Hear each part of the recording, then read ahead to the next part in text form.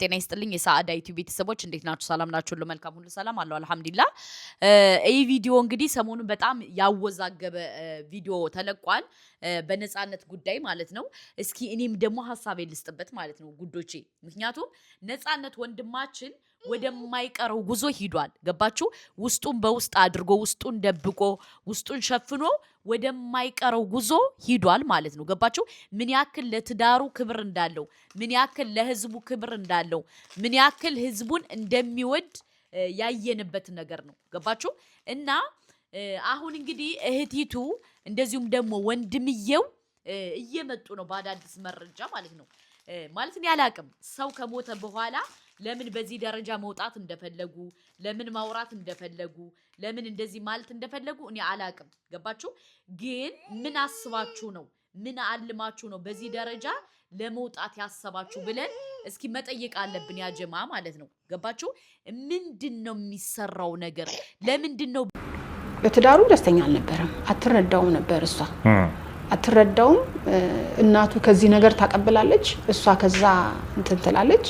ያ ነው ህይወቱ። በቃ በጣም በመስቀልቅል በቃ ከይሄን ህይወት እስኪያማርበት ድረስ ነው ይሄ ነገር ይለኔ ማለት ነው። እና ደስተኛ አልነበረም።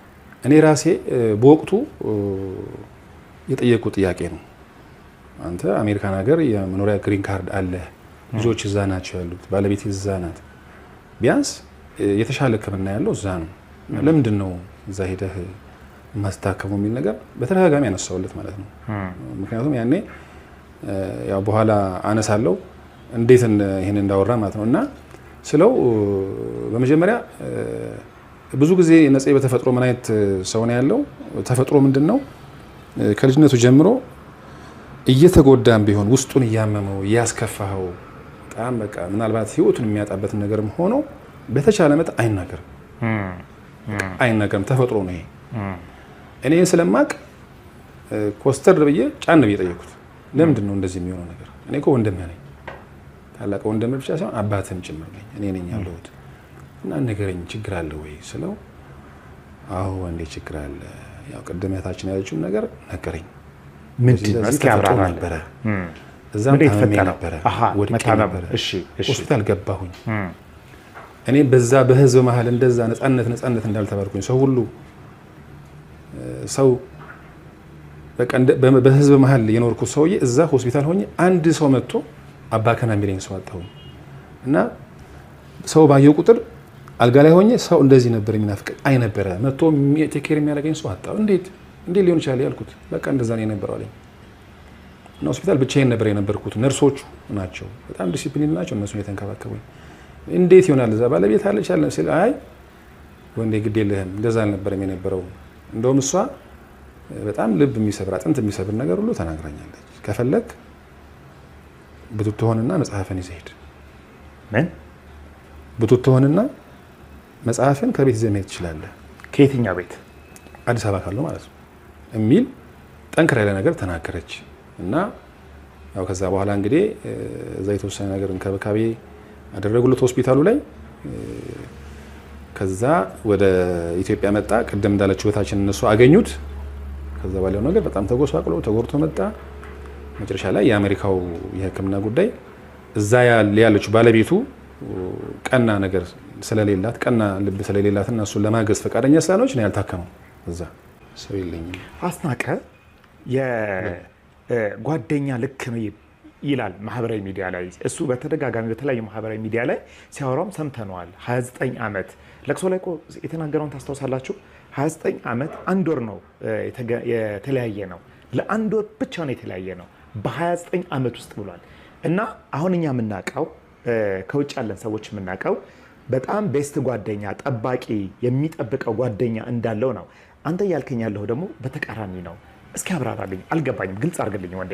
አዎ ማለት እንግዲህ እኔም ከህይወት ተሞክሮ እስከማውቀው ድረስ ለእኔ ጓደኛዬ ማለት አንደኛ የሰዓት የህይወት አቅጣጫ እንኳን ሲይዝ የሚመልሰኝ፣ በተለይ አንዳንድ ጊዜ በተለይ የጤናም ችግር ካለ አንዳንድ ነገሮች የተከለከልኳቸው ነገሮች ካሉ እንኳን እነዛን ነገሮች ነው ብሎ ካልሆነ እንኳን በጣም ጫና ፈጥሮ ህይወትን አደጋ ላይ የሚጥል ነገር እንኳን ሲኖር ያንን ተከራክሮ ተጨቃጭቆ የሚያስተካክል ጓደኛ ሲኖር ነው ጓደኛዬ ብዬ የምናገረው።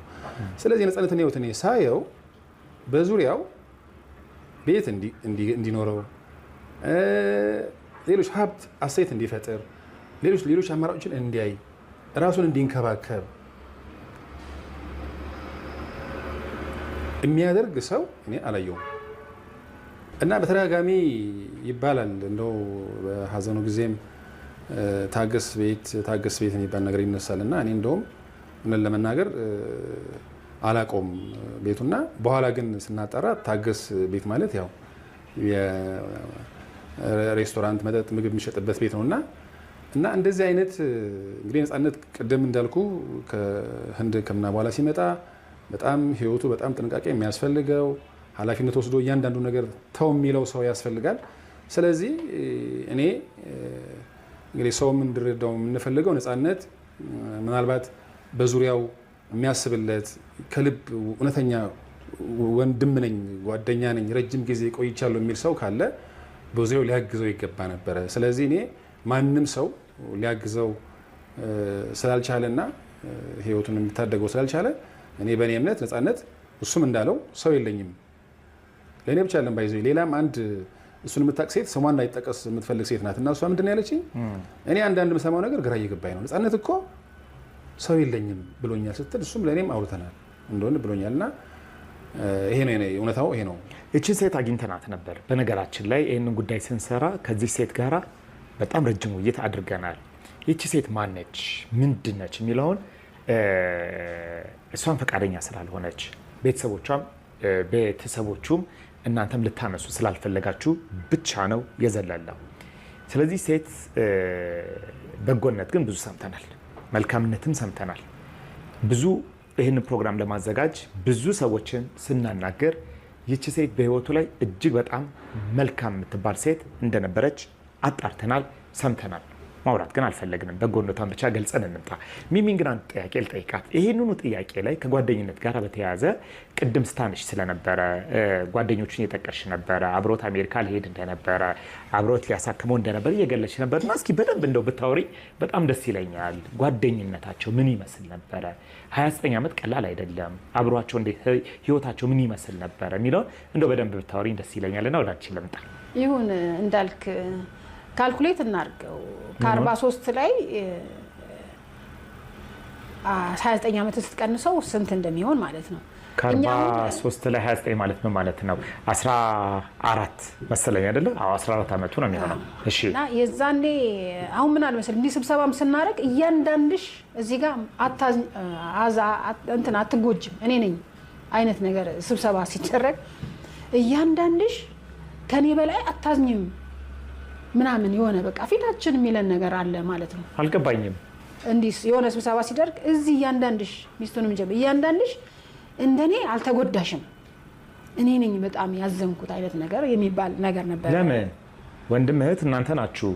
እናንተ የማትጎዱበትና የማታዝኑበት ምክንያቱ ምንድነው? አልገባኝም። እንግዲህ አላቅም ብቻ ለማንኛውም እንደዚህ የሚባል ተረት በጣም ማለት የሚያሰለች ማለት እኔ እዛው በቃ የሆነ ሰዓት ላይ እንዴት ምን አይነት ህይወት እንደነበረ በዛች ሰዓት ውስጥ አይቻለሁ እና አታዝኝም እኔ ነኝ አይነት ነገር ለእኛንም ለማሳመን እዛ ጋር እኔ ነኝ አይነት ነገር ሲባል ነበር እና ነፂ በ14 ዓመቱ ሰፈር ላይ ቀበሌ ውስጥ ቲያትሮች ምናምን ይታይ ነበር። ያኔ ጽሁፍ እየጻፈ ብዙ ቲያትሮች ተሰርተዋል። እዚህ ጋር አሁን የነበሩ ልጆች ይመሰክራሉ ውስጥ ማለት ነው በወቅቱ ከዛ 16 ዓመት ነው 17 ዓመት አካባቢ ሲሆነው ነፂ የሳምባ ምች ያዘው ማለት ነው። የሳምባ ምች ሲይዘው አመመው። ሲታመም እናታችን ማለት ነው ወደ ፒያሳ የሄደበትን መንገድ ወደ 4 ኪሎ ሄደበት እዛ ውስጥ ቲያትር ያን ጀምሯል ብያለሁ። እንደገና ዩኒቲ ምናምን እየተወዳደረን በቃ ልጁ ጎበዝ ነው እንትንም ይጽፋል ሬዲዮና ይጽፋል ምናምን እና የዛኔ ሲታመም አባታችን አንቺ በድለሽ ነው በደንብ ምግብ ስለማይወስድ ነው አይነት ነገር ብሎ ወስዶ እሱ ጋር እንዲውል አደረገው ማለት ነው። ራሱ ጋር አባታችን ጋር ሲውል ነው እዛ ከፒያሳም ልጆች ከዚህ አሁን ቲያትር እዚህ ሰፈር ላይ ይሰራል ብያለሁ። ትምህርት ቤትም ይሰራል ሚኒ ሚዲያ ምናምን ይሰራል። ከዛ ነው ተነስቶ ከዛ በኋላ ነው የ10 ቀበሌ ልጆች ተገናኝተው እዛ የተገናኘው ማለት ነው እንጂ 29 ዓመት ደግሞ በዛ ላይ ምሽ ይሁን 29 ዓመት ማለት ነው። አንድ ሰው እኮ ፍሬው ነው የሚታየው። 29 ዓመት ስትኖር እኛ አሁን ስንመጣ ለእያንዳንዳቸው ጓደኞች ለነሉባክ ለሙሉ አንድ ቆርኪ መጠጥ እንደጠጣ ከእናንተ ጋር ነው የሚውለው ንገር እኔ ይመሰክራሉ አደራችሁ ቆርኪ በቆርኪ ከአንድ ዓመት በኋላ ይቻላል ችግር የለውም ለሰባት ወር በትክክል እንደተጠቀመ አውቃለሁ እኔ ተብሏል ጓደኛ ማለት እኮ እኔ በፖሊስም ቢሆን አሳስሯለሁ እውነት እንደዚህ ሞደው ከሆነ ማለት ነው እውነት ለሱ ህይወት የምሳሳለት ከሆነ ይሄን ነገር መከላከል ይቻል ነበር ፌስቡክ ላይ እኮ ተጽፏል እኮ ማለት ነው ዛሬ 3 ወር የሆነ ከመሞት 3 ወር በፊት አጠገባ ያላችሁ ብሎ የተጽፏል አጠገቡ ያሉት ማን ናቸው የነበሩት ማለት ነው ገባ አንተ እኮ ይጣላሉ እርስ በርስ እኮ ራሱ ጓደኛሞች ራሱ የግጭት ነገር አለ እርስ በርስ ያሉት እርሱ የኔ ጓደኞች እኔ እኮ እኔ ጓደኛ የለኝም የሱ ጓደኞች ናቸው ነው የሚለው ነጽ ራሱ በቃ የሌለ ማለት ነው ከፍተኛ ጠጭም መካከለኛ ጠጭም ብንም ጠጪ አንድ ላይ ላው ላይ የተከመረበት ማለት ነው ሂሳቡን ግን የሚከፍለው እሱ ነው ነጽ ነው የሚከፍለው ይሄን እናቃለን እያንዳንዱ እዛው ውስጥም እኮ የሰፈራችን ልጆች አሉ ኢንፎርሜሽን እያንዳንዱ እኔ ሄንከን ጠጣ እዚህ ቦታ ብዬ ጠይቄው አውቃለሁ ከዛ ይሄን እኮ ሌላ ሰው ቢጠጣ ቢጠጣ አይነግርሽም ማለት ነው እንዴ ለምትጣለ ነጽ እዛ ድረስ እኔ ልጄን ጥዬ ወንዴ ይሄር ነው እኮ አንተ ለማስታመም ነው ብዬው አሜሪካን ሀገር መታከም ይቻላል ያልታከመበት አንዱ ምክንያት ምንድነው የባለቤቱ አልተረዳችውም ፍቃደኛ ማልነበረችም ለምንድነው ፍቃደኛ ያልሆነችው ባለቤቱ ይሄንን ጉዳይ በደንብ እናወራበታለን እንድናወራበትም እንፈልጋለሁ እናንተ እንደ ቤተሰብ እንደ ቅርብ ቤተሰብ የምታውቁት ነገር ካለ ብታካፍሉን አይ ይሄ ባይነሳ ጥሩ ነው ካላችሁ ደግሞ መዝለል እንችላለን ግን ፈቃደኞች ከሆናችሁ ብታካፍሉን ደስ የሚለ ነገር የምታውቁት ነገር ነበር ወይ ምንድነው ነበር ፈቃደኛ አይደለችም ማለት በራሱ